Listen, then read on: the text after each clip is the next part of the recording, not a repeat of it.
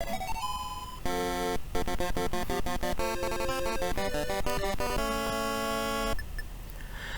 hi guys, welcome to my retro gaming channel. My name's Chris.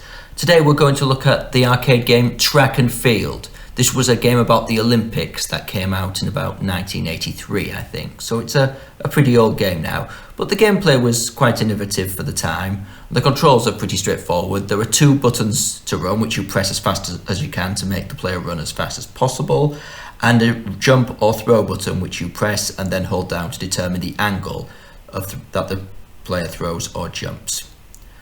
Okay, so the first thing you do is enter your initials. My initials are CGR, so we'll enter those. Okay, and the first event is the 100-meter dash.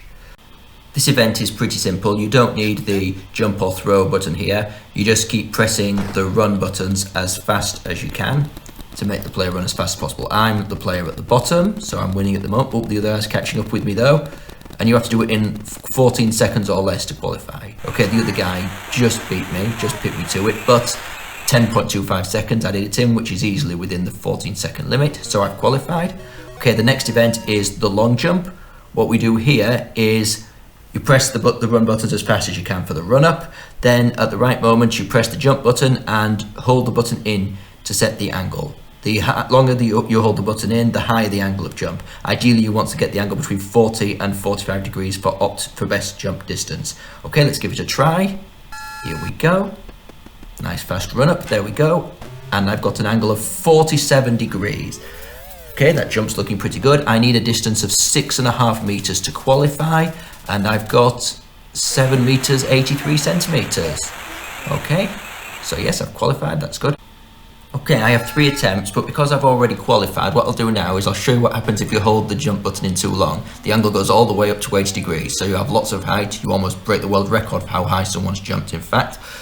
But you have very little horizontal distance. Plus, that was a foul because I jumped after I'd already gone over the white line. Or, going to the other extreme, if you just tap the jump button and don't hold it down at all, angle of 25 degrees, you get almost no height, reasonable distance, but not enough to qualify, just 6.16 meters. Okay, that's the long jump. Okay, the next event is the javelin throw. This works very similar to the long jump. Again, you press the run buttons as fast as you can for the run up, and then press the throw button and hold it down to determine the angle of throwing. Again, you ideally need to get the angle between 40 and 45 degrees. And to qualify, you need a distance of at least 70 meters. Okay, so let's give this a try. So we have a run up, nice and fast again, and oh, I fouled there because I went over the line before I pressed the throw button. So that's a foul. But never mind, again we get 3 attempts, so we'll try again. Here we go. Okay, again, nice fast run up, there we go. And yep, I managed to throw without fouling this time.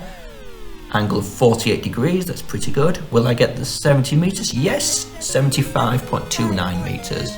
Okay, that's good, so I've passed that. Let's just have one more go, see if we can get even further with a slightly different throwing angle. 41 degrees this time, so slightly shallower. Let's see. Okay, yeah, that's looking good. Oh, it's gone past the last one. 78.68 meters. So, yep, that's great. So we've qualified from this event. Okay, the next event is the 110-meter hurdles. This is very similar to the first event, the 100-meter dash, but as well as pressing the run buttons to run as fast as possible, you also have to press the jump button to jump over the hurdles. If you press the button too early or too late, or don't press it at all, you fall over a hurdle like my opponent just did there, which obviously will greatly slow you down. Okay, I've done it in 13 seconds, I won this one comfortably. Required time to qualify was 14 seconds, so I've met that, so I've qualified again. The next event is the hammer throw. Now this one is a bit different.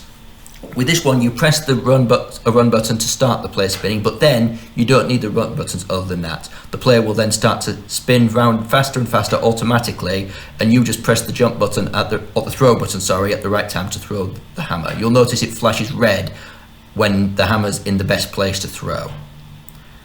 Okay, and we again, as with the other events, the javelin and the long jump, you hold down the throw button to decide the throwing angle. So let's try this.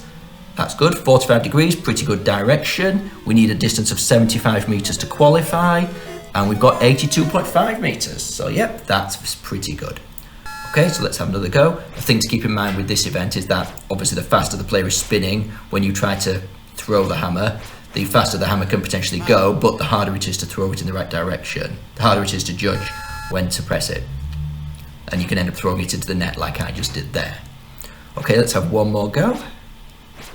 And this time, again, got the direction right. Angle of 47 degrees. Distance 77 meters. Not as good as the first attempt, but still good enough to qualify. So that's great. So again, we've qualified from this one. Okay, and the last event is the high jump. Now this one's a little bit different to the others. With the other events, where you press the run buttons as fast as possible for the run up and then press the jump button to determine the angle, here you do it the other way around. You press the run button once, but then the player runs automatically. You'll press the jump button to determine the angle, and then you press the run buttons as fast as you can to make the player's jump as high and as optimum as possible. So the first height bar is set at 2.15 meters. To qualify, we have to clear the bar at 2.35 meters, but let's see, 71, so that's looking pretty good there. So I'm pressing the run buttons now. Okay, yep, I cleared that one, that's good. So, next, 2.25 meters, I think, yep. So, try again. Again, you press the run button, the player runs up automatically. Press the jump button to determine the angle, and then press the run buttons as fast as you can to optimize the jump. Again, I've cleared this one, that's good. So next, they move the bar up another 5 centimeters, so now 2 meters 30. Oh, I think I jumped a bit too early there with a slightly shallow angle. Yeah, I've knocked the bar over, so that's a fault, but I'm allowed 3 faults, so I'll try again. Okay, yeah, that looks a bit better. Jump for a bit closer, angle of 72 degrees, and I've cleared it. So that's great. Next, I think this is the one, yep, 2.35 meters. This is the one I need to clear to qualify from the event. Again, that looks pretty good. Pressing the run buttons as fast as I can there. Yep. Okay. So I've qualified from this event. Now they start to raise the bar only 1 centimeter at a time, just to see how high you can go. So let's try 2.36 meters. And again, yep, I've cleared that. That's good. So now we'll try 2.37 centimeters, I think, yep. And that's not looking quite as good. I think I might have jumped a bit too late there. Yeah, I've knocked the bar over. So that's a fault. Okay. One more fault, so let's try again. Oh, again, I think I've jumped a bit close there. Okay, so I've knocked the bar over, so that's my 3rd fault. So that's that event finished, but I did reach the clear the bar required to qualify. So that's it. So that's the first round done. At the first match done, sorry. If you want to play another match, you can go through the event again, and the minimum time or the minimum distance required to qualify will be tighter and harder to meet. You'll notice there's a nice rendition of Chariots of Fire playing there. Okay, so that's track and field. I hope you like the game. If you want to have a go at it yourself, you can find it on most MAME or other arcade emulators. If you'd like to see a playthrough of this game without my commentary, there's a link in the description. And if you'd like to see more videos like this, then feel free to subscribe to my channel. Okay, thank you. Bye.